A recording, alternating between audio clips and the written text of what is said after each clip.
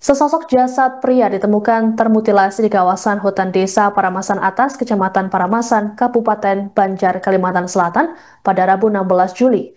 Bagian kepala dan tangan kiri korban ditemukan tidak jauh dari tubuhnya. Dari informasi yang beredar disebutkan pembunuhan dilakukan oleh istri korban sendiri. Adapun korban merupakan warga pendatang di wilayah tersebut. Untuk mengetahui informasi lengkapnya, kami sudah terhubung dengan jurnalis Banjarmasin Post, Rizky Fadila. Selamat sore, Rizky. Selamat sore. Baik, Rizky, bisa disampaikan bagaimana kronologi penemuan dari jasad pria yang ditemukan termutilasi ini? Ya, baik dapat saya laporkan memang eh, telah ditemukan sesosok mayat dengan kondisi mengenaskan di Desa Paramasan Atas, Kecamatan Paramasan, Kabupaten Banjar, tepatnya di Dusun Oman, yang jaraknya sekitar kurang lebih 5 jam dari pusat kota Martapura atau Kabupaten Banjar. Dan informasinya korban diduga menjadi korban mutilasi ya.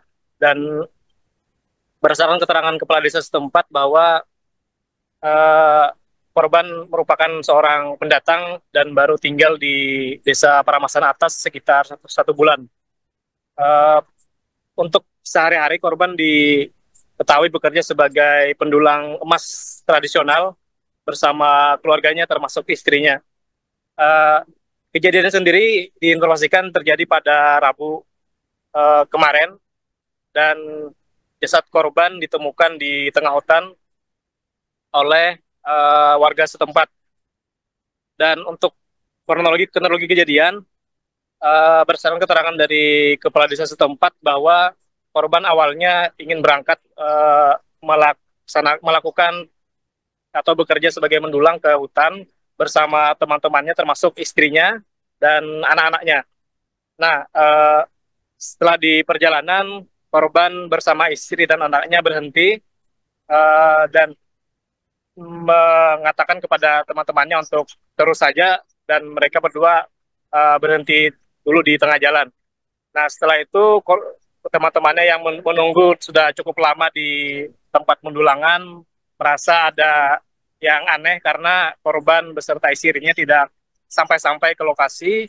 Setelah itu beberapa jam kemudian, berdasarkan keterangan dari kepala desa bahwa istri korban yang terduga pelaku datang ke kawasan pendulangan dengan kondisi yang di tubuhnya terdapat darah ya, berdarah, dan tanpa suaminya. Nah, di sana korban uh, tidak dapat berbicara secara korban tidak bisa berkomunikasi secara baik. Jadi para teman-temannya yang sudah curiga langsung mencari korban dan menemukan jasad korban di tengah hutan yang dengan kondisi di mana kepala korban uh, terpotong dan juga tangan kirinya terpisah dari badan dan tidak jauh dari lokasi penemuan tersebut. Setelah itu uh, korban dievakuasi oleh petugas kepolisian setempat dan termasuk juga terduga pelaku.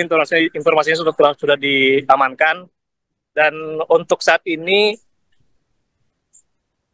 pihak kepolisian belum memberikan keterangan dan masih dikatakan tahap dari penyelidikan.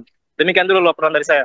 Baik, Rizky, terkait dengan informasi yang beredar, ada kabar yang menyebutkan bahwa korban ini dihabisi oleh istrinya sendiri. Apakah ini juga sudah terkonfirmasi? Mengingat tadi juga dilaporkan bahwa istri korban ter- terkena darah dari korban itu sendiri. Bagaimana, Rizky?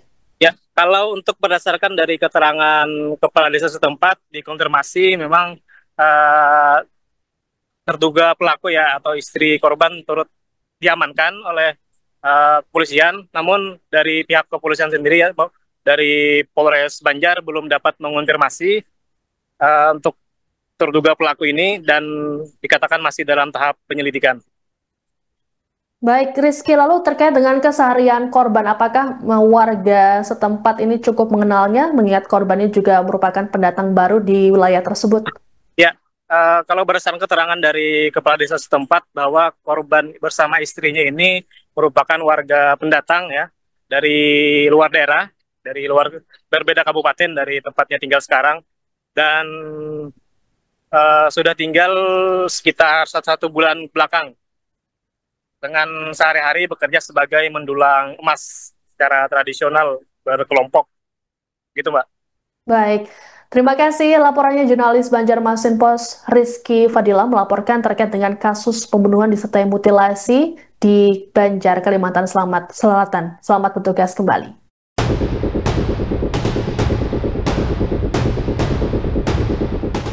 Download Tribun X sekarang, menghadirkan lokal menjadi Indonesia.